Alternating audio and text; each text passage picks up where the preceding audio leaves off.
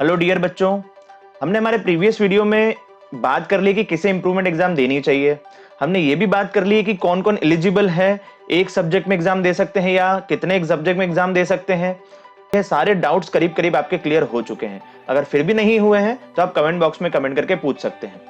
लेकिन जो सबसे इंपॉर्टेंट चीज है वो है कि एग्जाम अगर हम दे रहे हैं तो उसके लिए प्रिपेयर कैसे करें, बिकॉज हमारे पास में टाइम बहुत कम बचा है। तो इतने कम टाइम में हम अच्छे से अच्छा कैसे प्रिपेयर कर सकते हैं, कैसे अपने नंबर और ज्यादा इंक्रीज कर सकते हैं। तो आज के इस वीडियो में हम इसी टॉपिक पे बात करेंगे और इस टॉपिक को बात करते करते हम समझेंगे कि किसी भी एग्जाम के लिए प्रिपेयर करने का जो तरीका होता है वो क्या होता है। तो चलिए आगे बढ़ते हैं इस वीडियो में और सबसे पहले हम बात करते हैं कि हम किस बारे में इस पूरे वीडियो में बात करने वाले हैं। इस वीडियो में हम बात करने वाले हैं 3 सेक्शंस में। इस वीडियो को हमने 3 सेक्शंस में डिवाइड किया हुआ है। पहला सेक्शन है हमारा स्टूडेंट फोकस्ड, जिसमें हम आपको बताएंगे कि कितने टाइप के स्टूडेंट की हम बात करेंगे इस वीडियो में, ठीक है।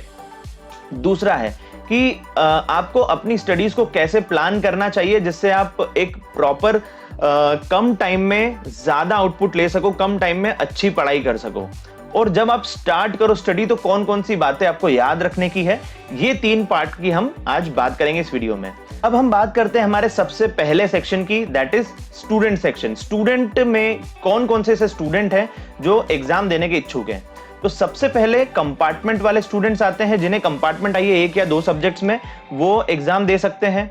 दूसरे वो स्टूडेंट हैं जो एग्जाम देना चाहते हैं, खुद से इंप्रूवमेंट एग्जाम देके अपने सब्जेक्ट के मार्क्स को इंप्रूव करना चाहते हैं 1 या 2 सब्जेक्ट्स में। दूसरे नंबर के स्टूडेंट वो हैं। और तीसरे नंबर के स्टूडेंट वो रहेंगे जिन्हें सभी सब्जेक्ट्स में इंप्रूवमेंट एग्जाम देनी है और अपने ओवरऑल परसेंटेज को अच्छा करना है। अब हम आगे बढ़ते हैं सेक्शन 2 की तरफ। लेकिन सेक्शन 2 में बढ़ने के पहले हमें एक छोटा सा काम करना है और वो है डाउनलोड करना है कुछ इंपॉर्टेंट डॉक्यूमेंट्स को। पहला है आपका चैप्टर या unit wise weightage of subject. दूसरा है सैंपल पेपर जो कि मार्किंग स्कीम के साथ में आपको मिल जाएंगे। तीसरा है case study based question papers.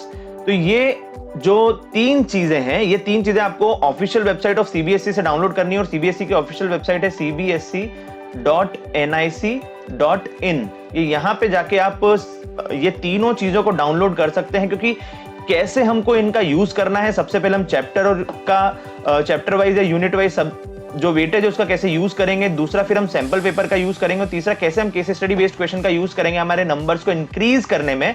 उसी के बारे में हम इस वीडियो में आगे डिस्कशन करने वाले हैं। जो सबसे पहला डाउनलोड है वेटेज ऑफ सब्जेक्ट, इसको कैसे यूज करना है वो देखते हैं। तो हम बात करते हैं हमारे सेक्शन नंबर 2 पे। ये सेक्शन 2 है हमारा कि how to plan our studies, हमारी स्टडीज को हम कैसे प्लान करें। अब आपने वेटेज डाउनलोड कर लिया है और अब आपके हाथ में एक कॉपी आपको रखना है एंड बुक आपको अपने पास में रखना है। ये 3 चीजें आपको अपने पास में रखना है और अपनी कॉपी में, जो कॉपी आपने ली है उसके अंदर बनाना है ऐसी एक टेबल। इस टेबल को आपको 4 सेक्शंस में डिवाइड करना है। ये हो गए इसके 4 सेक्शंस। अब ये जो 4 सेक्शंस में आपने डिवाइड किया इसकी कैसे यूज करना है इसको।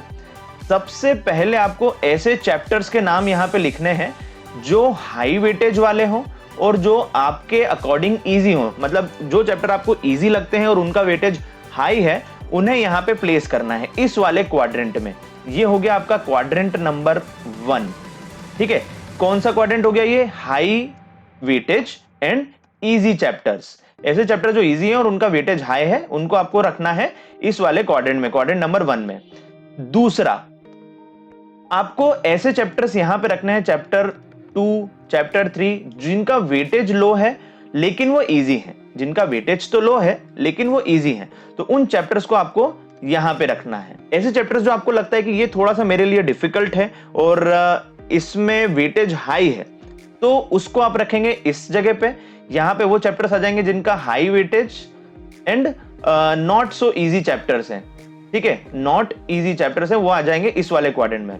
और 4th क्वाड्रेंट में आएंगे लो वेटेज और डिफिकल्ट, लो वेटेज एंड थोड़े से हार्ड वाले जो चैप्टर्स हैं, आपके अकॉर्डिंग जो हार्ड आपको लगते हैं, वो आ जाएंगे इस वाले क्वाड्रेंट में। अब हमने बात कर ली कि कैसे आपको अपने सारे चैप्टर्स को प्लेस करना है अकॉर्डिंग टू यू। अगर आपने ये टेबल बना ली है तो हम सबसे पहले बात करते हैं कंपार्टमेंट वाले स्टूडेंट्स की, कि कंपार्टमेंट वाले स्टूडेंट को अपनी स्टडी को कैसे प्लान करना चाहिए। अब आपको यहां पे सबसे पहले प्रिपेयर करना चाहिए आपका कौन सा सेक्शन? क्वाड्रेंट नंबर 1 आपको सबसे पहले प्रिपेयर करना चाहिए, आपका क्वाड्रेंट नंबर 1। अगर आप कंपार्टमेंट के स्टूडेंट हैं तो आपके लिए क्वाड्रेंट नंबर 1 सबसे पहली प्रायोरिटी रहेगी, ये वाला क्वाड्रेंट। सेकंड पे आपके लिए प्रायोरिटी रहेगी इजी वाले लेकिन लो वेटेज वाले। देखिए, आप अगर कंपार्टमेंट के स्टूडेंट हैं तो आपका जो अल्टीमेट प्लान है वो या तो 27 या 29 या 33, जो भी आपके मिनिमम मार्क्स स्कोर है, आपका जो मिनिमम मार्क्स है आपके सब्जेक्ट का, वो आपको स्कोर करना रहेगा। तो मिनिमम मार्क्स मतलब हमारे लिए जो प्रायोरिटी है वो पास होना हमारे लिए प्रायोरिटी है। तो अगर आप पास होने के लिए सबसे पहले प्रिपेयर कर रहे हैं तो सबसे पहले आप ये वाले क्वाड्रेंट के चैप्टर्स को प्रिपेयर करेंगे, जिसके अंदर इजी चैप्टर्स और हाई वेटेज वाले चैप्टर्स रहेंगे। फिर आप प्लान करेंगे ऐसे चैप्टर्स जो इजी भी हैं और उनका वेटेज भले ही कम है लेकिन वो इजी हैं, तो हम आराम से प्रिपेयर कर सकते हैं। फिर आप वो चैप्टर्स को प्रिपेयर करेंगे जो थोड़े से आपको लगता है डिफिकल्ट है लेकिन उनका वेटेज तो हाई है। तो ऐसे चैप्टर्स जो हाई वेटेज वाले हैं और थोड़े से आपको लगता है डिफिकल्ट है, वो आप 3rd नंबर पे करें। फिर आपके पास में आता है 4th नंबर पे, जिनका वेटेज भी कम है और आपके अकॉर्डिंग जो आपको लगते हैं कि ये डिफिकल्ट भी है, तो उन चैप्टर्स को आप छोड़ भी सकते हैं। पर इन 3 क्वाड्रेंट्स को आपको अच्छे से प्रिपेयर करना चाहिए, ये तीनों ही क्वाड्रेंट्स को आपको अच्छे से प्रिपेयर करना चाहिए। तो आपकी प्रायोरिटी क्या रहेगी? पहले पे हाई और इजी वाले चैप्टर्स, पहले पे हाई वेटेज और इजी वाले चैप्टर, दूसरे पे लो वेटेज लेकिन इजी वाले चैप्टर, और तीसरे पे not so easy but high weightage वाले चैप्टर्स आपकी प्रायोरिटी रहेगी कंपार्टमेंट स्टूडेंट्स के लिए। अब हम बात करते हैं हमारे कौन से स्टूडेंट्स के लिए जिन्होंने 1 या 2 सब्जेक्ट के अंदर ही इंप्रूवमेंट एग्जाम देनी है। तो आपके लिए भी ये पूरा का पूरा टेबल जो एज इट इज रहेगा, लेकिन आपके क्वाड्रेंट्स चेंज हो जाएंगे। कैसे चेंज हो जाएंगे आपके क्वाड्रेंट्स? तो देखिए, सबसे पहले आपको यहां पे प्रिपेयर तो यही करना है, high weightage and easy chapters, ये तो सभी को प्रिपेयर करना है। लेकिन अब आपकी जो प्रायोरिटी है, आपकी प्रायोरिटी है मार्क्स। आपकी प्रायोरिटी पास होना नहीं है, आपकी प्रायोरिटी है मार्क्स। तो आपको वेटेज वाले चैप्टर्स को पहले प्रिपेयर करना चाहिए। तो सबसे पहले आप हाई वेटेज और इजी वाले चैप्टर्स को प्रिपेयर करेंगे। दूसरे में आप प्रिपेयर करेंगे नॉट इजी, थोड़े से डिफिकल्ट जो आपको लगता है चैप्टर्स और उनका वेटेज हाई है, तो ऐसे चैप्टर्स को आप दूसरे नंबर पे प्रिपेयर करेंगे। तीसरे नंबर पे आप प्रिपेयर करेंगे लो वेटेज वाले लेकिन इजी चैप्टर्स को। अब देखिए, इनकी क्या खासियत है, लो वेटेज और इजी वाले चैप्टर्स की क्या खासियत है कि भले इनका वेटेज लो है लेकिन अगर हम इनको प्रिपेयर कर लेते तो एटलीस्ट कुछ मार्क्स तो हम इसमें से गेन कर सकते हैं। और सिंस ये चैप्टर्स इजी है तो हो सकता है थोड़े से छोटे चैप्टर्स हो, क्योंकि इनका अगर वेटेज भी कम है और इजी भी है तो इसका मतलब थोड़े से छोटे चैप्टर्स है, तो इसको हम एंड मोमेंट पे कम टाइम में भी प्रिपेयर कर सकते हैं अच्छे से। और फिर आप चौथे नंबर पे लेंगे डिफिकल्ट चैप्टर्स, जो थोड़े से आपको लगता है डिफिकल्ट है और जिनका वेटेज भी लो है। तो ये आपकी प्रायोरिटी रहेगी। पहले नंबर पे हाई वेटेज इजी चैप्टर, दूसरे नंबर पे हाई वेटेज लेकिन नॉट सो इजी चैप्टर्स, तीसरे नंबर पे लो वेटेज लेकिन इजी चैप्टर्स, और चौथे नंबर पे थोड़े से डिफिकल्ट जो है वो और जिनका वेटेज भी कम है वो वाले चैप्टर्स। ये किसके लिए मैं बात कर रहा हूं? ये मैं बात कर रहा हूं ऐसे स्टूडेंट जिनने 1 या 2 सब्जेक्ट्स में इंप्रूवमेंट एग्जाम को ऑप्ट किया है। तीसरा, अब मैं आगे बढ़ता हूं और बात करता हूं ऐसे स्टूडेंट्स की जिन्होंने सभी एग्जाम के लिए ऑप्ट किया है, जो सभी एग्जाम्स को देना चाहते हैं। ठीक है, ऑल सब्जेक्ट वाले स्टूडेंट्स जो हैं। तो बेटा, ऑल सब्जेक्ट वाले स्टूडेंट्स में आपसे एक छोटी सी बात करना चाहता हूं आगे बढ़ने के पहले। अगर आपके सपोज करो 75% मार्क्स आए हैं, ठीक है, आपके सपोज करो 75% मार्क्स आपने स्कोर किया है और आपके subject 1, subject 2, subject 3, subject ABCD and E, ये 5 सब्जेक्ट्स हैं आपके। और इन सब्जेक्ट में सपोज करो इसके अंदर आपके 80% मार्क्स हैं, इसके अंदर 82 हैं, इसके अंदर 65 हैं, इसके अंदर 60 है और इसके अंदर 70 है। कुछ ऐसा स्कोर आपने बनाया है आपके एग्जाम में और अप्रोक्सीमेट जो आपका परसेंटेज आ रहा है वो 75 आ रहा है। तो अब आपको जो इंप्रूवमेंट एग्जाम देनी है वो सभी सब्जेक्ट में देने की बजाय आपको कम सब्जेक्ट में इंप्रूवमेंट एग्जाम देनी चाहिए, क्योंकि मार्क्स तो अल्टीमेटली इंप्रूवमेंट एग्जाम के ही फाइनलाइज होंगे, चाहे आप ऑल सब्जेक्ट का इंप्रूवमेंट एग्जाम दें या आप सिर्फ 1 या 2 सब्जेक्ट का इंप्रूवमेंट एग्जाम दें, आपके मार्क्स जो हैं वो आपके इंप्रूवमेंट एग्जाम के ही फाइनलाइज किए जाएंगे। तो अगर आप इन चैप्टर्स के अंदर या इन सब्जेक्ट के अंदर प्रिपेयर करते हैं जिनके अंदर ऑलरेडी 80-82 है, तो वो आपके इस पर्टिकुलर परसेंटेज से तो वैसे भी ज्यादा है, तो इनकी एग्जाम देने की बजाय आप ऑप्ट कर सकते हैं इन सब्जेक्ट्स का जिनके अंदर वेटेज कम से कम 60 या 65 के आसपास है।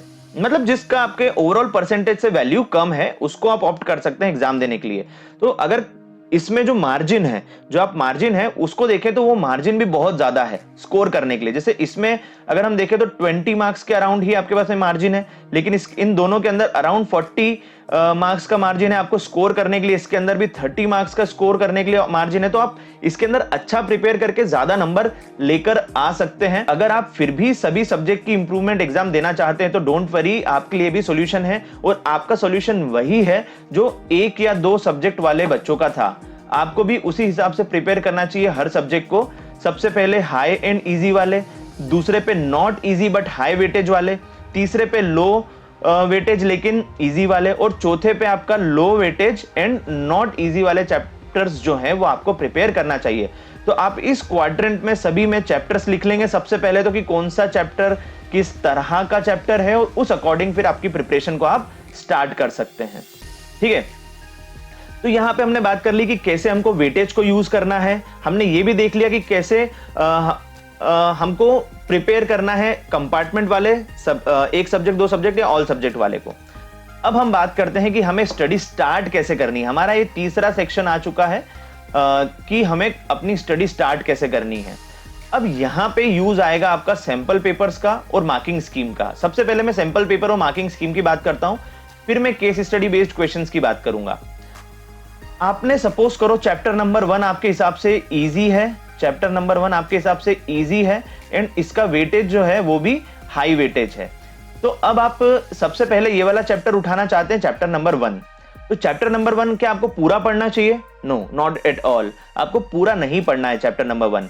अब आपको यहां पे यूज करना है आपके सैंपल पेपर को।